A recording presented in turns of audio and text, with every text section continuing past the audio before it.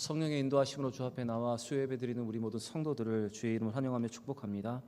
오늘도 찬양과 예배로 하나님께 영광 돌리고 간절한 기도를 드려서 응답받는 귀한 시간이 되기를 원합니다.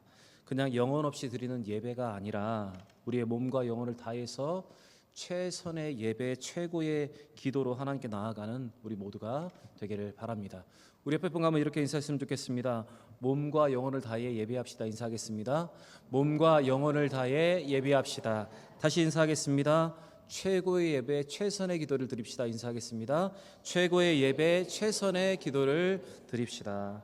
오늘 몸과 영혼을 다해 예배하고 우리가 드릴 수 있는 최고의 예배, 최선의 기도로 하나님께 나아가는 우리 모두가 되기를 바랍니다. 여러분 혹시 예수님의 12제자 이름 다 알고 계신가요? 오늘 읽으셨으니까 아신다고 생각하실 텐데 사실은 많은 분들이 예수를 오래 믿었어도 말씀을 많이 들었어도 예수님의 12제자, 야곱의 12아들 이 이름들을 다 잘 기억하지 못하는 것 같습니다. 그래서 제가 오늘 여러분과 한번 예수님의 제자 12명을 정확히 기억할 수 있도록 우리 한번 12제자송 한번 불러볼 텐데 아시는 분들은 크게 불러주시고 모르시는 분들은 12명을 잘 익히시기를 바랍니다. 베드로와 안드레 야고보 요한 빌립과 바돌로메 도마와 마태 알페오의 아들 되는 야고보와 시몬과 다데오와 가롯 유다라 베드로와 안드레 야고보 요한 빌립과 바돌로메 도마와 마태 알페오의 아들 되는 야고보와 시몬과 다데오와 가롯 유다라. 아시겠어요? 그래도 잘 모르시겠어요? 다음 주 수요일에 제가 한번 시험을 한번 볼까요? 12명을 다 외우고 계신가? 베드로, 안드레, 야고보, 요한. 여기서 베드로는 우리가 알고 있는 시몬, 그리고 안드레는 베드로의 동생이었던, 그리고 세례 요한의 제자였던, 요한도 마찬가지죠. 세례 요한의 제자였습니다. 그리고 야고보. 이렇게 12명의 제자가 있습니다. 여러분, 예수님께서는 오늘 12명의 제자, 많은 제자 중에 12명의 제자를 선택하셔서 사도라고 칭하셨습니다. 이렇게 해서 예수께서 세우신 12명의 제자 사도는 이스라엘 12지파와 같은 숫자입니다. 그래서 예수님께서 이스라엘 12지파의 숫자와 같은 12제자를 세우신 것은 믿음으로 말미암는 새 이스라엘을 일으키신다는 의미가 담겨져 있습니다. 또 이 12명의 제자를 잘 보시면 예수를 배신한 가룟 유다를 제외하고는 11명이 모두 다 갈릴리 비천한 출신이었습니다. 갈릴리는 베들레헴과 함께 이스라엘에서 소외되고 인정받지 못하는 사람들이 살고 있는 곳이었습니다. 그런데 12제자 중에 11명이 바로 이 갈릴리 출신입니다. 예수님께서 이와 같은 제자들을 부르신 것은 하나님의 말씀대로 세상의 약한 것들을 택하사 강한 것들을 부끄럽게 하려 하시고 자기 육체를 자랑하지 못하게 하시기 위해서 이와 같이 연약한 자들을 부르셔서 제자를 삼으신 것입니다. 고린도전서 1장 27절에 성경은 이렇게 기록되어 있습니다. 우리 같이 한번 읽어보겠습니다. 그러나 하나님께서 세상에 미련한 것들을 택하사 지혜 있는 것들을 부끄럽게 하려 하시고 세상에 약한 것들을 택하사 강한 것들을 부끄럽게 하려 하시며 하나님께서 세상에 천한 것들과 멸시받는 것과 없는 것들을 택하사 있는 것들을 폐하려 하시나니 이는 아무 육체도 하나님 앞에서 자랑하지 못하게 하려 하심이라. 여러분, 예수님의 제자 12명 그리고 12명을 택하신 이유 바로 이런 것들이 여기에 담겨져 있습니다. 오늘 본문은 이와 같이 여러 가지 면에서 중요한 전환점이 되는 예수님께서 12명의 제자를 부르신 내용을 담고 있습니다. 저는 오늘 예수님께서 이 12명의 사도를 세우시는 과정 속에 담겨있는 영적인 의미를 또한 그 결과를 여러분과 함께 은혜로 나누기를 원합니다. 오늘 본문의 시작은 예수님께서 그의 제자 중에서 12명을 사도로 임명하시는 것을 내용으로 하고 있습니다. 우리 12절과 13절 말씀 다시 한번 읽어보겠습니다. 이때 예수께서 기도하시러 산으로 가사 밤이 새도록 하나님께 기도하시고 밝음에 그 제자들을 부르사 그 중에서 12를 택하여 사도라 칭하셨으니. 그런데 이후에 나오는 제자들의 이름을 한번 잘 보시면 이들은 이미 우리가 읽었던 복음서에서 과거에 예수님께서 부르셨던 사람들이었습니다. 특히 안드레와 요한 같은 경우는 세례 요한의 제자였기 때문에 예수님과 처음 교제하기 시작한 때부터 계산하면 거의 1년이 지난 시점이었습니다. 그리고 내용을 보시면 예수님께서는 제자들 중에서 12명을 택하여 사도라 칭하셨기 때문에 아마 예수를 따르는 제자들은 12명보다 훨씬 더 많이 있었습니다. 누가복음의 기록을 보시면 예수님께서 70명의 제자를 파송하신 내용이 있습니다. 그때 제자가 70명을 파송하였다고 기록을 하고 있습니다. 그리고 이 누가가 쓴 사도행전의 기록을 보시면 예수님께서 승천하시고 성령의 임하기를 기다렸던 제자들이 120명이 되었다고 기록을 하고 있습니다. 이런 성경의 기록으로 미루어 보면 예수님을 따르는 많은 제자 중에서 예수님께서는 12명을 택하여서 그들을 사도라고 칭해 주신 것입니다. 예수님께서는 많은 제자들과 함께 오랜 시간을 보내시면서 이미 그들을 점검할 시간을 가지셨습니다. 충분히 그들과 생활하시면서 사도로 세우실 사람들을 이제 마음에 정해놓고 계셨습니다. 여러분, 함께 생활을 하다 보면 어떤 사람이 일꾼이 되어야 하는지, 어떤 사람이 일꾼이 될지 여러분 우리가 눈에 보이는 것 아닙니까? 예수님께서 이와 같이 오랜 시간 동안 제자들과 함께 시간을 보내시면서 많은 제자 중에 12명을 이제 택하기를 원하셨던 것입니다. 예수님이 오랜 시간 동안 친죽하게 제자를 바라보시면서 사도로 세우실 사람들을 정하셨지만 예수님이 이 중요한 결정을 앞두고 산에 올라가서 밤이 새도록 하나님께 기도하신 후에 비로소 12명의 사도를 임명하셨습니다. 우리 12절 말씀 같이 한번 읽겠습니다. 이때 예수께서 기도하시러 산으로 가사 밤이 새도록 하나님께 기도하시고. 여러분, 12명을 택하시기 전에 중요한 결정을 앞두고 예수님께서는 밤이 새도록 기도하셨다라고 기록하고 기도하신 후에 내려와서 12명을 사도로 세우셨다 이렇게 말하고 있습니다. 여러분, 예수님은 이 중요한 결정을 앞두고 산에 가서 밤이 새도록 기도하신 후에 12명을 사도로 세우셨습니다. 여기서 우리는 예수님의 선택이 얼마나 신중하게 이루어진가를 보게 됩니다. 그리고 사실 사람을 선택하는 것은 결코 기도 없이 되어서는 안 되는 일이라는 사실을 우리는 이 말씀을 통해서 기억을 해야 합니다. 여러분, 세상 사람들도 이런 말을 합니다. 인사가 만사다. 사람을 세우는 일이, 사람을 선택하고 세우는 일이 중요함을 그들도 말하고 있는 것처럼 특히 주의 일을 감당하고 복음을 전하고 하나님의 나라의 확장을 이루어야 하는 일꾼을 선택하는 것은 여러분 너무나 중요한 것입니다. 그래서 예수님께서는 밤이 새도록 기도하신 후에 결정을 내리신 것입니다. 예수님께서는 이처럼 중요한 결정을 앞두고 충분하게 기도하셨습니다. 중요한 일일수록 예수님께서는 더 많이 기도를 하셨습니다. 여러분, 이 예수님의 기도의 모습을 보시면서 우리의 기도의 모습을 한번 돌아보시길 바랍니다. 특별히 중요한 결정을 앞두고 또 사람을 선택해야 하는 일을 앞두고 우리도 이렇게 기도하고 있는지 한번 우리 자신을 한번 살펴보시기를 바랍니다. 여러분, 중요한 일일수록 그 중요한 결정을 앞두고 우리는 충분히 기도하고 있습니까? 여러분, 사람을 만나는 일이 참 너무나 중요합니다. 그래서 연애를 시작할 때도 충분히 기도한 후에 결정을 내려야 합니다. 왜냐하면 먼저 감정이 앞서면 제대로 된 결정을 하지 못하기 때문에 그렇습니다. 또 자녀들의 결혼 문제가 있다면 내 아들이 내 딸이 눈이 높아서 잘 선택했겠지, 여러분 이렇게 생각하지 마시고 여러분도 충분히 기도하신 후에 여러분 사람을 선택하셔야 그 후에 문제가 일어나지 않는 것입니다. 직장을 선택하는 일, 중요한 계약을 앞두고 있는 일, 여러분 우리가 해야 되는 모든 결정 앞에 우리는 예수님처럼 이렇게 기도해야 한다는 것입니다. 또 교회도 마찬가지입니다. 일꾼을 세우는 일이 너무나 중요합니다. 일꾼을 잘 세우지 못하면 잘못 세워진 한 사람의 일꾼으로 인해서 교회가 혼란스러워질 수 있기 때문에 그렇습니다. 예수님께서는 충분한 시간을 두고 제자들을 바라보셨고 또한 충분히 기도하신 후에 12명의 제자를 사도로 세우셨습니다. 그런데 여러분, 그 중에 어떤 사람이 포함되어 있습니까? 예수님을 배신한 가룟 유다, 예수님 은 30에 팔아버린 가룟 유다가 그 예수님의 12제자 가운데 들어와 있습니다. 그래서 오늘 16절에 이렇게 기록되어 있죠. 예수를 파는 자가 될 가룟 유다가 그곳에 있었다, 포함되어 있었다라고 기록을 하는 겁니다. 밤이 새도록 기도하시고 신중하게 결정하신 12명의 제자 중에도 여러분 이러한 사람 가룟 유다가 있었다는 것을 우리는 기억해야 합니다. 그렇기 때문에 충분히 기도하고 충분히 살핀 후에 여러분 사람을 세우고 선택할 수 있어야 한다는 것입니다. 사랑하는 여러분, 중요한 결정 앞에 충분히 기도하셨던 예수님, 결정을 내리시기 전에 하나님 앞에 먼저 나아가 기도하셨던 예수님처럼 우리도 중요한 결정 앞에서 하나님께 나아가 기도할 수 있는 여러분과 제가 되길 바랍니다.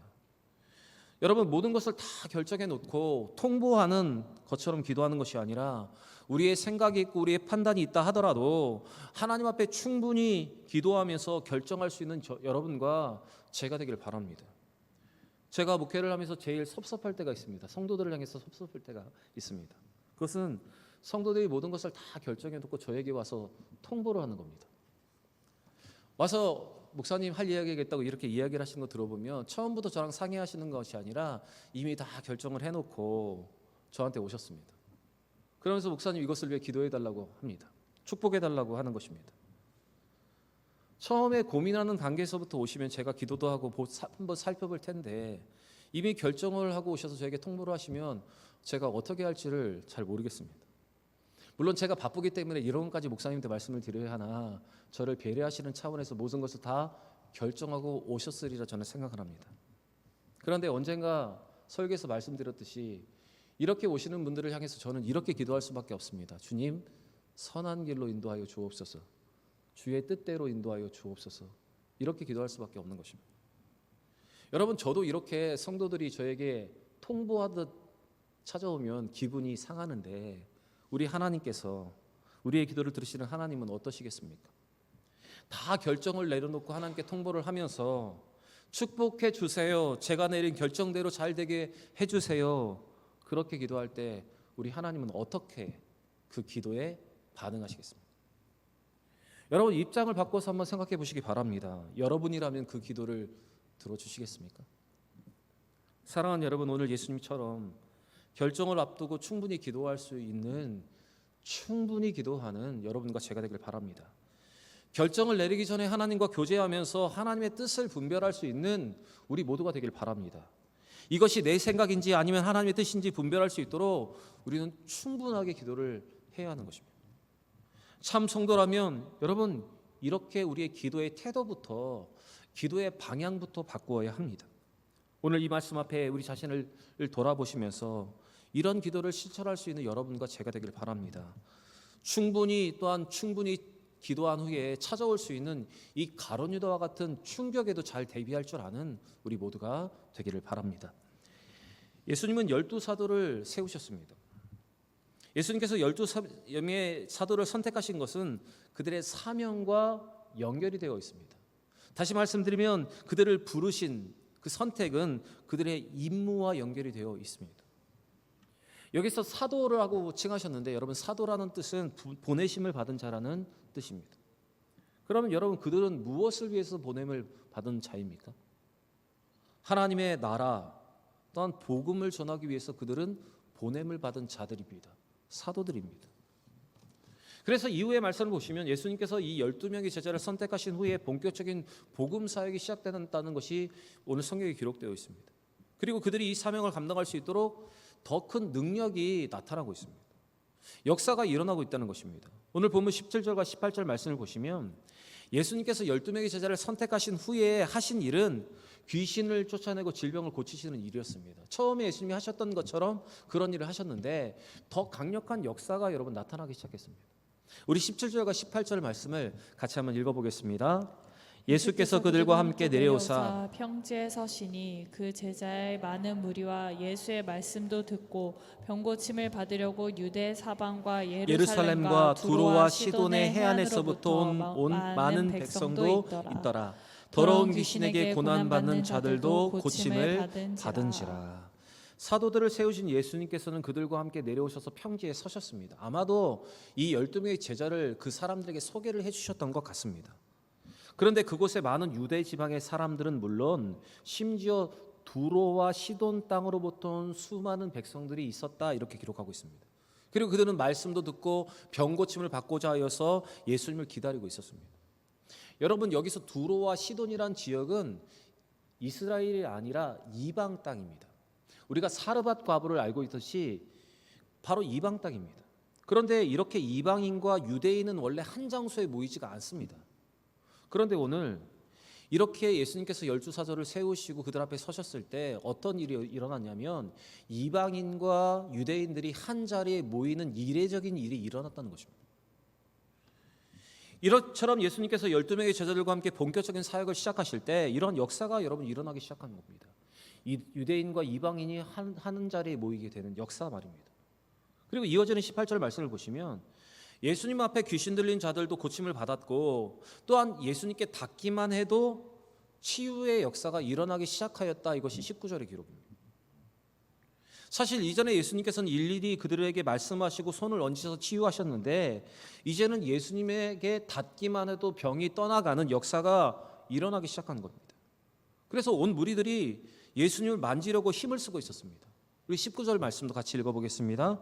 온 무리가 예수를 만지려고 힘쓰니 이는 능력이 예수께로부터 나와서 모든 사람을 낫게 함이로라. 사실 이전까지는 이런 역사가 일어나지 않았습니다. 그러나 예수님께서 사도를 세우시고 본격적인 사역을 시작하실 때 믿음으로 말미암는 새 이스라엘을 일으키기 위하시는 하나님의 강력한 역사가 여러분 일어나기 시작한 겁니다. 그래서 누가복음 8장의 말씀을 보시면 12년간 혈류증을 앓던 여인이 예수의 옷자락에 손을 대었을 때 낫게 되는 역사가 일어나게 된 것입니다. 여러분 12명의 사도를 세우시고 본격적인 사역이 시작될 때 이런 강력한 역사가 일어나기 시작했다는 것입니다. 우리 누가복음 8장 43절과 44절 말씀 같이 한번 읽어보겠습니다. 이에 12회를 혈류증을 앓는 중에 아무에게도 고침을 받지 못하던 여자가 예수의 뒤로 와서 그의 옷에 하니 혈류증이 즉시 그쳤더라. 여러분 오늘 누가복음의 저자 누가가 이것을 기록하는 것은 하나님의 나라가 임할 때 이런 역사가 일어난다는 것을 보여주고 있는 것입니다. 그리고 12명의 사도가 이와 같은 예수님의 사역을 감당해야 한다는 것입니다. 그리고 복음의 전환과 하나님의 나라가 어떤 것인가, 그 가운데 어떤 역사가 일어나는가, 무엇이 일어나는가를 우리에게 보여주고 있는 것입니다. 사실 예수님께서 행하신 기적은 믿음을 가지고 그 앞에 나온 자들에게 일어났습니다. 그리고 좀 더 정확하게 말씀드리면 예수님께서 행하신 기적은 항상 말씀을 가르치실 때 그들이 말씀에 순종할 때 일어났습니다. 그렇기 때문에 예수님의 제자들도 이 12명의 사도도 이렇게 사명을 감당할 때 그러한 같은 역사가 일어나게 된다는 것입니다.